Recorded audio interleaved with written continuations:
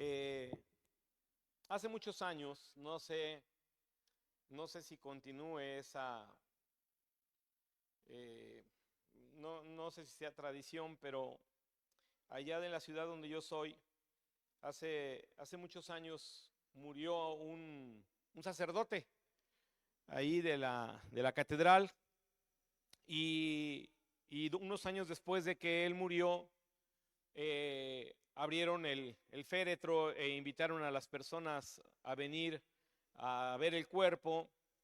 Y eso que yo recuerde lo hicieron, no sé, no estaba muy pendiente, pero más de 5 años sí era una cuestión anual que abrían el féretro y las personas venían y empezó a correr el rumor de que el cuerpo estaba ahí sin haberse podrido, sin tener el daño que ocurre cuando un cuerpo muere, amén. Y sabes, hermano, el féretro pues tenía el cuerpo y ahí lo exhibían. Cuando hablamos de Cristo, la Biblia dice que la tumba estaba vacía. Amén. Quiero hablarte acerca de la manifestación de la resurrección, porque tú y yo tenemos que entender que Cristo se manifestó, hermano, y se manifestó vivo.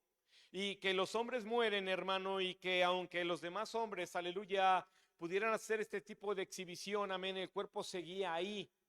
Sin embargo, la Biblia dice que Cristo resucitó y resucitó, hermano, con un objetivo, resucitó con un fin. La Biblia dice y nos narra, hermano, el evento de la resurrección, aleluya, pero no es el evento en lo que tú y yo tenemos que poner los ojos, sino en el fin, en lo que Cristo, aleluya, tenía planeado con el Padre, amén, intentando, amén, hacer que esta resurrección, hermano, generara fe en las personas y las personas pudiéramos creer que si Él resucitó, también tú y yo tenemos, aleluya, esa misma promesa y por consecuente la esperanza de la resurrección en nuestras vidas. La Biblia explica que si Él no resucitó en 1 Corintios, dice entonces no vale la pena nada. Así que todos los hombres, hermano, que han muerto, les pueden exhibir su cuerpo para que otros vean que la carne no se ha podrido, aleluya, pero quiero decirte algo, nuestro Señor, amén, Él dice la Biblia que la tumba está vacía, está acá, habla la Biblia y da testimonio de que la gran piedra estaba removida y después se le pagó a los soldados para decir que mientras ellos dormían, los soldados vinieron, hurtaron el cuerpo y por eso estaba así. Sin embargo, aleluya, las pruebas indubitables que la Biblia nos da, amén, son realmente verdaderas y eso cambia toda la historia y eso es lo que ha hecho que el Evangelio tenga una trascendencia diferente a la que tuvo en el Antiguo Testamento, porque hoy nosotros hablamos de la resurrección del Salvador. El libro de de Juan, capítulo 20, versículo 11, y usted y yo podemos oír, amén, historias de personas. Hace muchos años hubo un retiro de matrimonios, fue un tour y llegamos a Guanajuato. Y tú vas a Guanajuato y ahí hay algo muy famoso que son las momias de Guanajuato. ¿Estás aquí? Y entonces tú pasas, hermano, a ese museo y ahí están las personas, amén, que en su momento cuando murieron, pues fueron embalsamadas de tal manera que hasta la fecha, amén, pues los cuerpos están ahí y entonces te dicen, mira, esta era esta persona esto y este era un niño y te empiezan a dar una serie de explicaciones de quiénes eran. Pero al final, momias. ¿Estás acá? Cuando hablamos del evento de la resurrección, hermano, nos damos cuenta, aleluya, quién es el Señor Jesucristo. Así que el libro de Juan, capítulo 20, versos 11 al 18, pero María estaba afuera llorando junto al sepulcro, y mientras lloraba se inclinó para mirar dentro del sepulcro y vio a dos ángeles con vestiduras blancas que estaban sentados, el uno a la cabecera y el otro a los pies, donde el cuerpo de Jesús había sido puesto. Y le dijeron, mujer, ¿por qué lloras? Les dijo, porque se han llevado a mi Señor y no sé dónde le han puesto. Cuando había dicho esto, se volvió y vio a Jesús que estaba allí, mas no sabía que era Jesús. Jesús le dijo, mujer, ¿por qué lloras? ¿A quién buscas? Ella, pensando que era el hortelano, le dijo: Señor, si tú lo has llevado, dime dónde lo has puesto y yo lo llevaré. Jesús le dijo: María. Volviéndose ella le dijo: Raboni, que quiere decir maestro. Jesús le dijo: no me toques, porque aún no he subido a mi Padre, mas ve a mis hermanos y diles: subo a mi Padre y a vuestro Padre, a mi Dios y a vuestro Dios.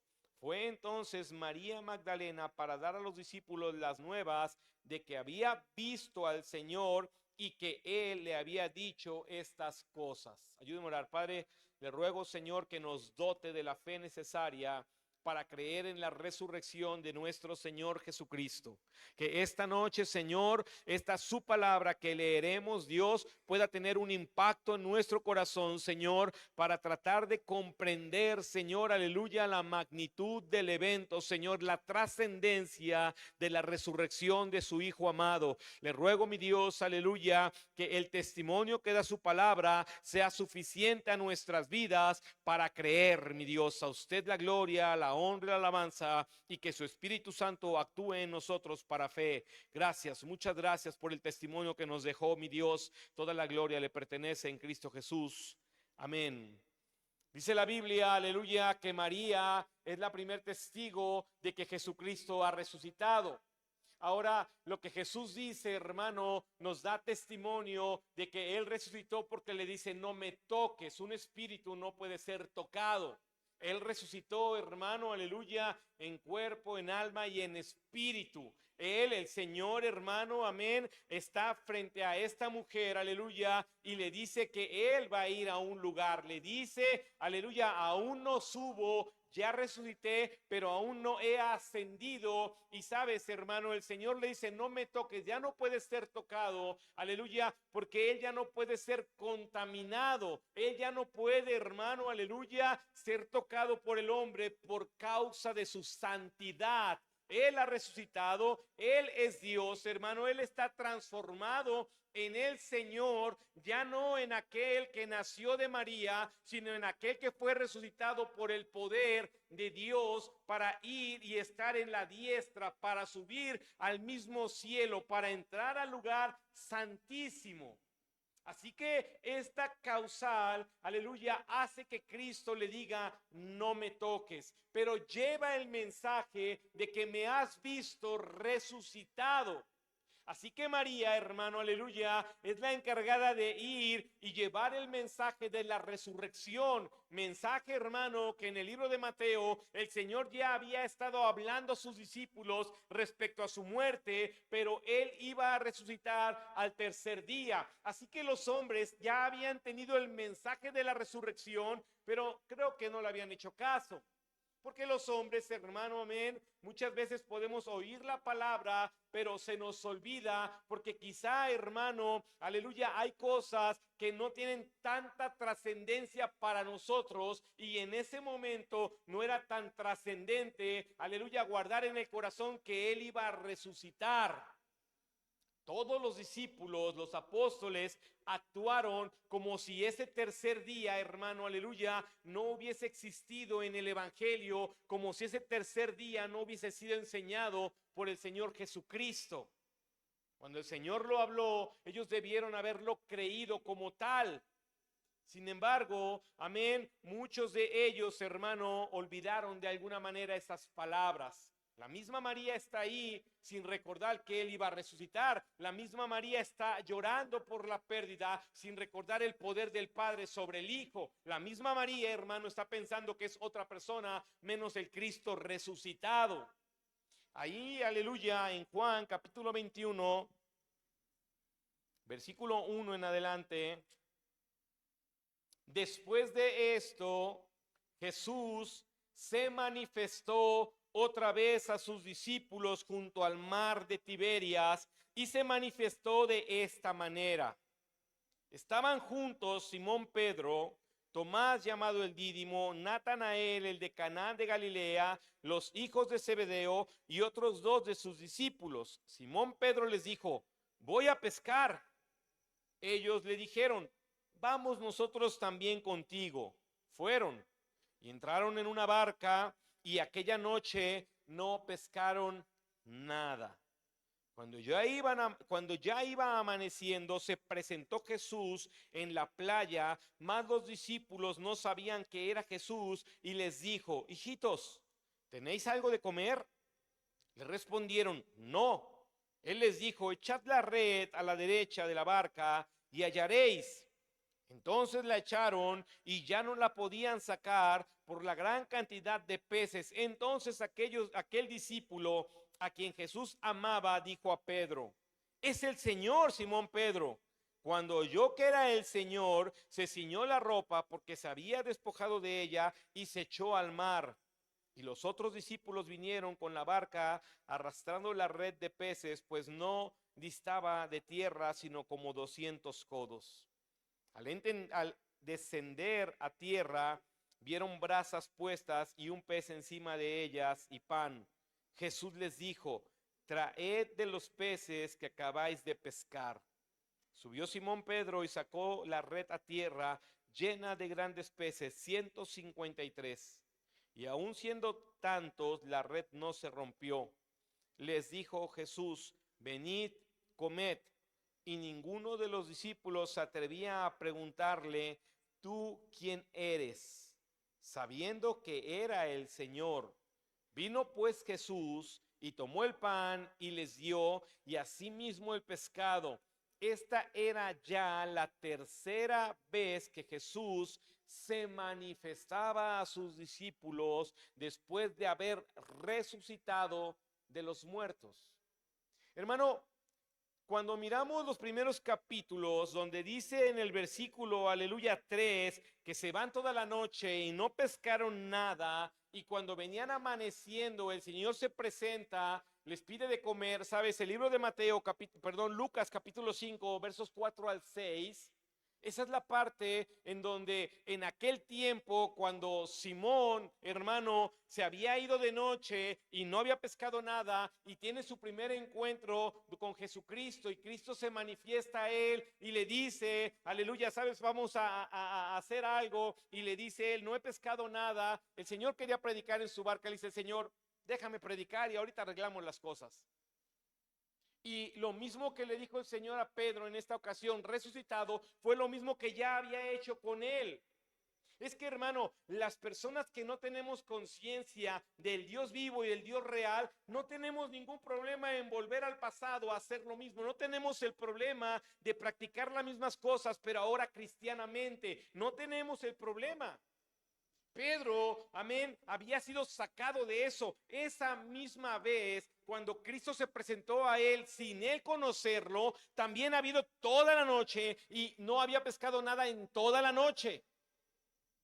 Hermano, es que después de este gran evento que Pedro, aleluya, junto con los demás discípulos, amén, son testigos de ello, sabes, después de eso es cuando el Señor le dice: oye, ¿me amas?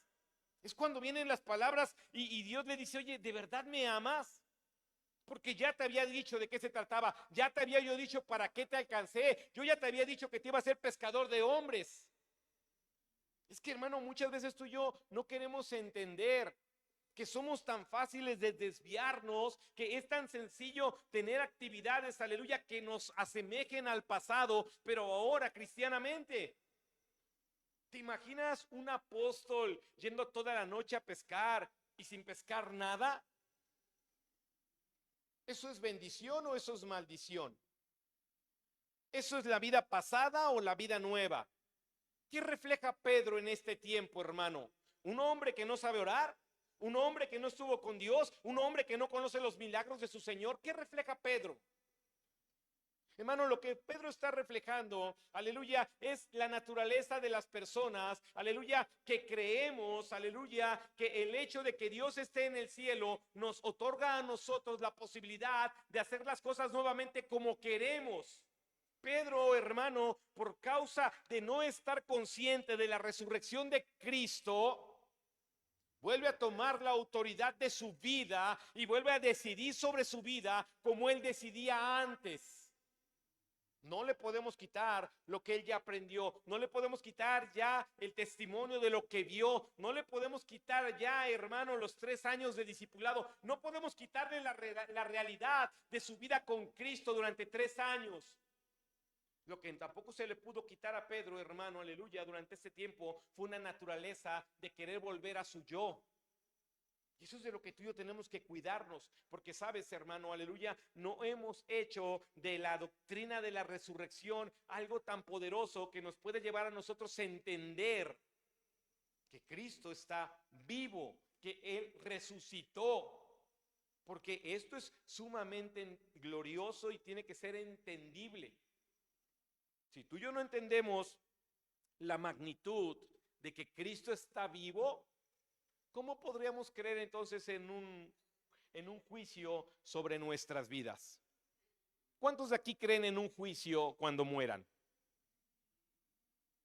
Como 4, y yo 5 y mi esposa 6. Es que creer en un juicio no es algo sencillo, porque un juicio no te lo puede hacer un muerto. Subir al cielo no es ir y formarte en una fila para ver un cuerpo que no se ha podrido. Ir al cielo, hermano, o morir, independientemente de que si vamos a estar en la eternidad en el cielo, morir, escúchame bien, morir, cualquiera de nosotros significa que automáticamente tengas un juicio. Creas o no creas, el Señor de los señores, que está vivo, tiene que juzgarnos. En este evento de la resurrección, hermano, se desatan 3 cosas bien gloriosas. Por eso es importante atender esto. El Señor viene y ve a Pedro pescando. No te salvé para pescar nuevamente. No te salvé, aleluya, para que te vayas toda la noche. No te salvé para eso. Hermano, Pedro tenía un llamado. Cuando uno tiene un llamado, el Señor va a venir y te va a decir: hey, yo no te salvé para eso. No te rescaté con este fin. No te discipulé todo este tiempo para que termines haciendo lo que tú quieres. ¿Estás acá? Hay algo que yo quiero darte. Y yo te dije que tenía que morir, te dije que tenía que ser entregado por tus pecados, pero que iba a resucitar al tercer día. Este evento de la resurrección, hermano, tiene 3 cosas gloriosas importantes que quiero que aprendamos esta noche. Hechos, capítulo 1. Versículo 3, quiero ponerlo junto con lo demás como contexto, porque esto es lo que le da mucha importancia a las 3 cosas que quiero mostrarte. Hechos 1, del 1 al 3, dice: en el primer tratado, oh Teófilo, hablé acerca de todas las cosas que Jesús comenzó a hacer y a enseñar hasta el día en que fue recibido arriba, después de haber dado mandamientos por el Espíritu Santo a los apóstoles que había escogido, a quienes también después de haber padecido, se presentó vivo, se presentó vivo con muchas pruebas indubitables, apareciéndoseles durante 40 días y hablándoles acerca del reino de Dios. O sea, que Cristo viene, esos 40 días los usa con los apóstoles para darles, hermano, aleluya, mandamientos y hablarles del reino de Dios. Cristo Jesús vivo, sin poder ser tocado nuevamente, pero teniendo una comunión y una relación, aleluya, última con sus apóstoles, de tal manera que les pueda dejar, hermano, con claridad lo que va a pasar en sus vidas a partir de ese momento. No ha subido al cielo porque 40 días estuvo con ellos. Es lo que está diciendo Lucas. Ahora, cuando Él asciende al cielo, es ahí donde tú y yo tenemos que entender, aleluya, lo glorioso de su resurrección. Es ahí, en ese evento, el que genera la trascendencia. Es ahí donde tú y yo tenemos que entender, hermano, por qué es tan glorioso entender la resurrección de Cristo. Y para eso vamos a ver 3 cosas importantes que se desprenden del testimonio de que Él estaba vivo, resucitado. ¿Está aquí? Hebreos 10, 12. Vamos a Hebreos 10, 12.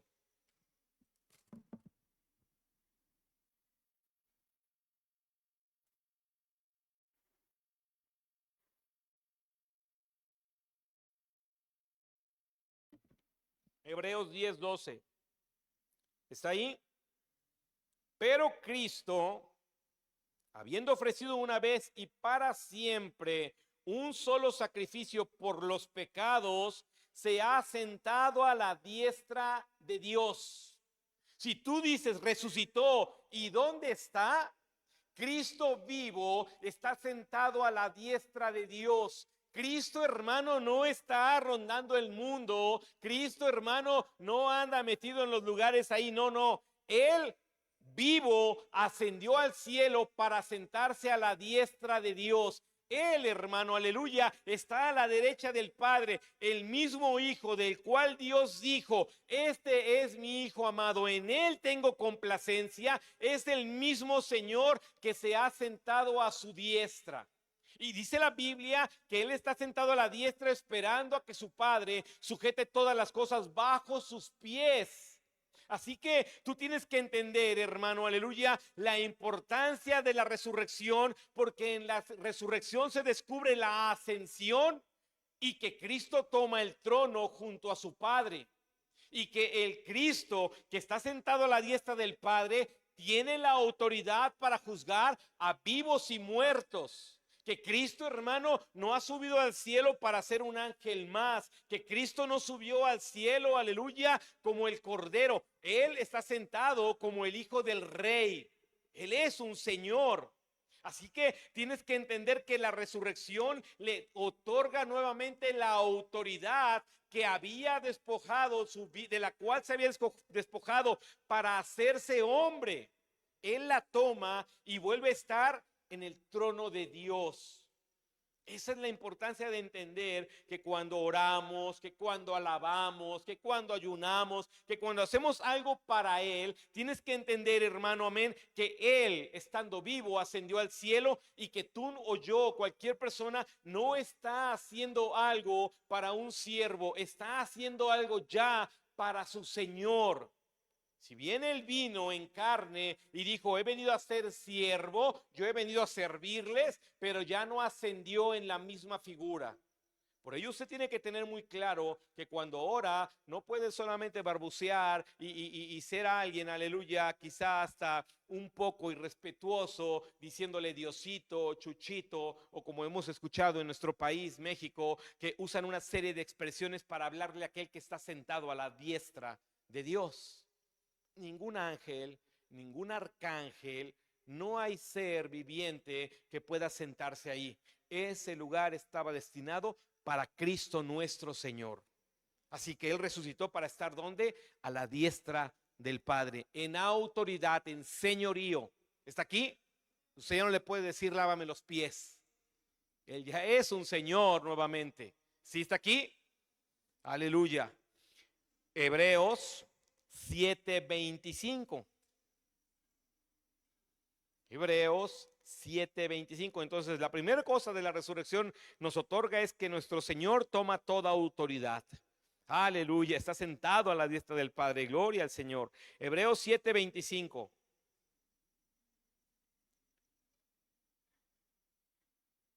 Voy a leer desde el 24.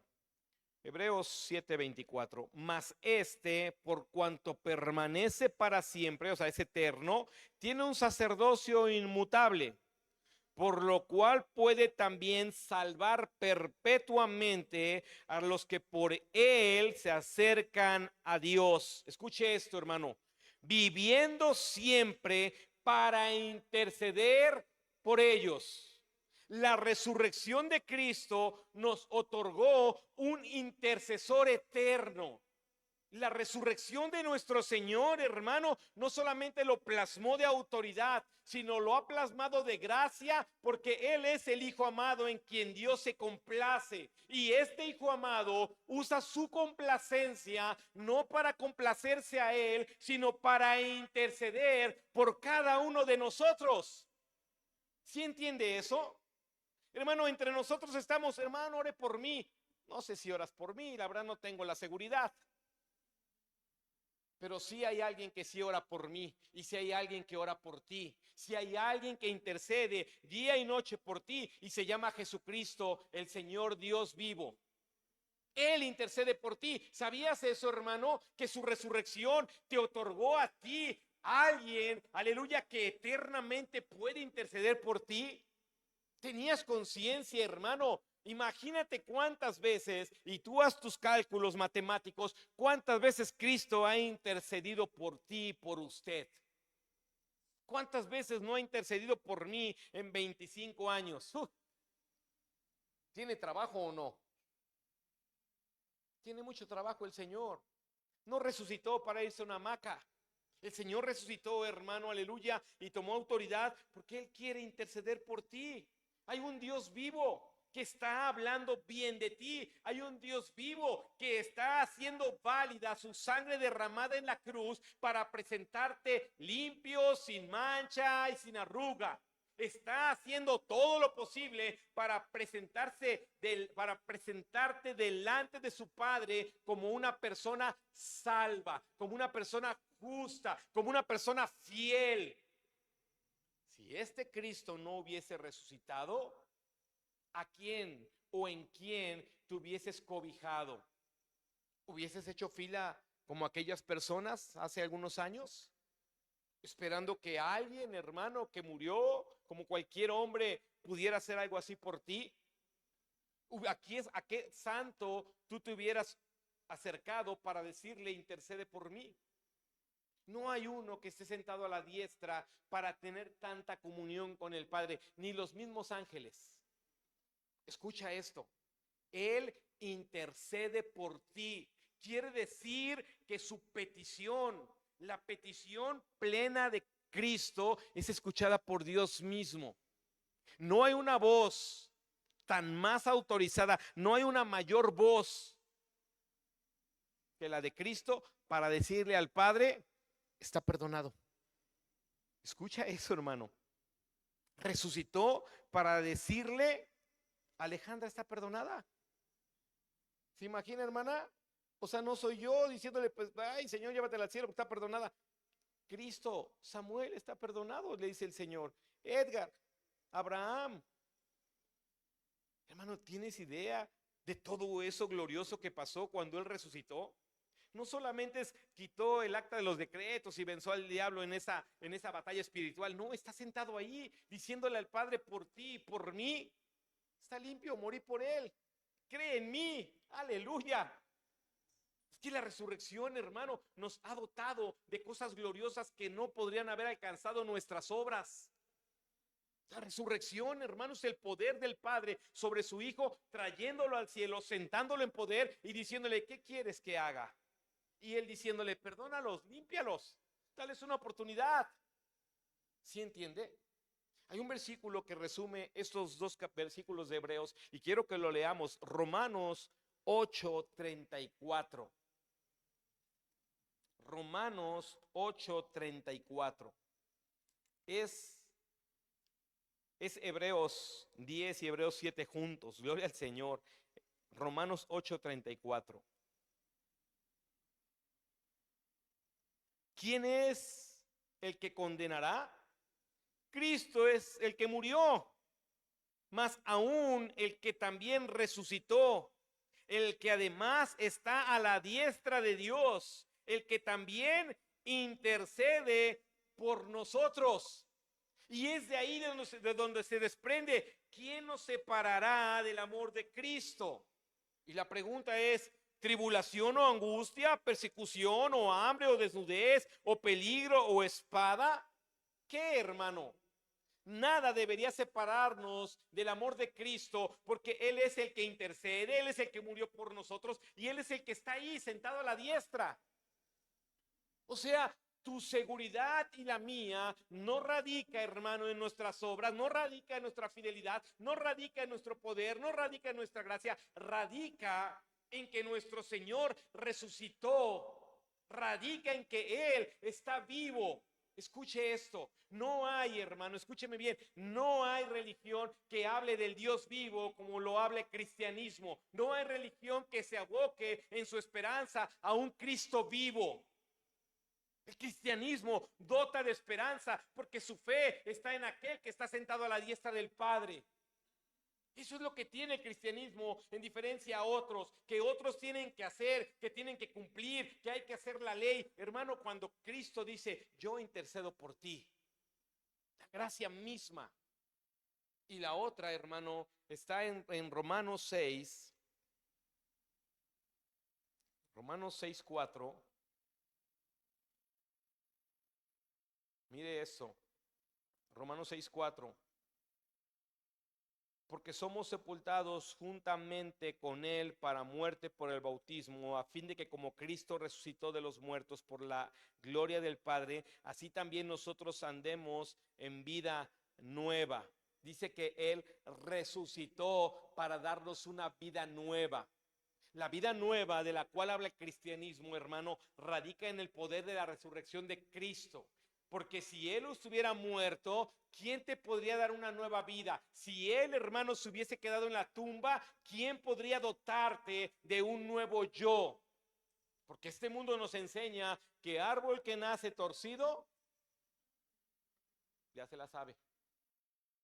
Por eso Cristo dice, te es necesario nacer de nuevo. Por eso es que cuando alguien se denomina cristiano y no tiene cambios, es porque él no ha nacido de nuevo, es porque ella no ha nacido de nuevo. Pueden decir lo que sea, tengo mucha fe, creo mucho en Dios, pero mientras no haya frutos diferentes de un árbol nuevo, no podríamos, aleluya, decir que esa persona, aleluya, ha entendido la resurrección de Cristo, transformándole en un ser nuevo, una creación nueva en Cristo Jesús. El hombre, la mujer, hermano, tenemos una esperanza dotada de un Dios real y verdadero, de un Dios que no se quedó en una tumba. Nuestra esperanza de cambio de vida radica en alguien que venció a la muerte y que está sentado a la diestra. En el libro de Juan, capítulo 14, dice esto, y yo lo creo. Juan 14:2. Voy a leer el 1 para que aprovechemos que quiere usted leer la Biblia. No se turbe vuestro corazón. ¿Creéis en Dios? Creed también en mí. En la casa de mi Padre muchas moradas hay. Si así no fuera, yo os lo hubiera dicho. Voy pues a preparar lugar para vosotros. Un Dios muerto no puede ir y preparar. Un Dios muerto no podría tener una morada lista para tu eternidad. El Dios vivo, hermano, está allá preparando un lugar para que mores por la eternidad. El Dios que resucitó, llamado Jesucristo, mi Señor, es el Dios que te ofrece a ti una oportunidad de gracia y de misericordia, aleluya, para que tú sepas, hermano, aleluya, que está a la diestra del Padre, que puede interceder por ti toda la vida y toda la eternidad, que Él está dispuesto a cambiarte de vida y que Él ha preparado y está preparando un lugar para cada uno de nosotros. No llegaremos allá como huérfanos. Llegaremos, hermano, para tener un Señor y para tener un lugar. Eso está diciendo el Señor. Os voy a preparar una morada. Os le voy a dar un lugar. No es que lleguen al montón. Tendrán un lugar. Tendrán un lugar, porque para eso resucité.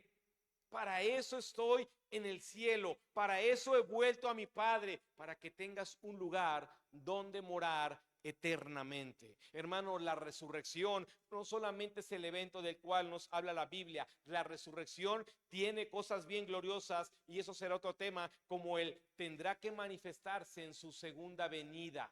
Alguien que ha muerto no podría volver. Pero este tema lo dejaré para la siguiente predicación, porque la manifestación, así como fue gloriosa su nacimiento y ha sido gloriosa su resurrección, otra manifestación poderosa, eterna, gloriosa, que hará un cambio eterno en la iglesia y en la humanidad, es que Él vuelve con poder, con gloria y autoridad, al sonido de la trompeta, como ladrón en la noche, en abrir y cerrar de ojos. Así de rápido será. Y algunos, hermanos, seremos levantados de las tumbas, lo encontraremos en las nubes, y otros seremos, que caminemos aquí, seremos arrebatados. Oh, qué glorioso. Qué glorioso, porque la manifestación de Cristo, hermano, no está solamente basada en sus 33 años que caminó en la tierra. Él es eterno. Pongámonos de pie, aleluya, esta noche y vamos a orar.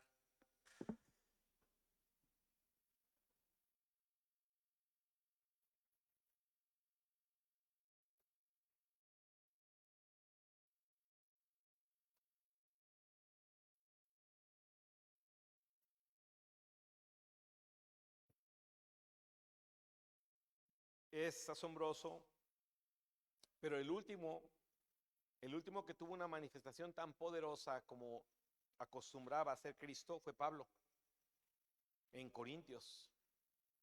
Pablo iba tras la iglesia, sí ubica, ¿no? Y dice que de repente vio una luz más fuerte que la luz del sol y le dijo, Señor, ¿qué quieres? Y le dijo, ¿quién eres? Y le dijo, yo soy Jesús, a quien tú persigues. Se le presentó. Todos sabemos que Saulo cambió de vida, ¿sí o no? Porque un Cristo resucitado cambia vidas. Porque un Cristo vivo cambia vidas. Porque un Cristo vivo, hermano, no se quedó en su tumba. Un Cristo vivo, hermano, no vino a morir para que pudiéramos nosotros admirar su muerte. Un Cristo vivo vino con el fin de destruir el poder del que tenía la muerte para otorgarnos vida eterna. El Cristo resucitado está interesado, muy interesado en darte una vida nueva, muy interesado, escúchame bien, en seguir intercediendo cada día por ti y por mí. ¿Ha oído la expresión, son nuevas sus misericordias cada mañana? ¿La ha escuchado? ¿Por qué cree? Porque está Cristo intercediendo por usted y por mí. Esa misericordia nace de que Cristo está con el Padre diciéndole una chance más, un día más, otra oportunidad. Creámosle. ¿Se imagina, hermano, la paciencia de nuestro Señor? El amor de nuestro Señor para cada uno de nosotros.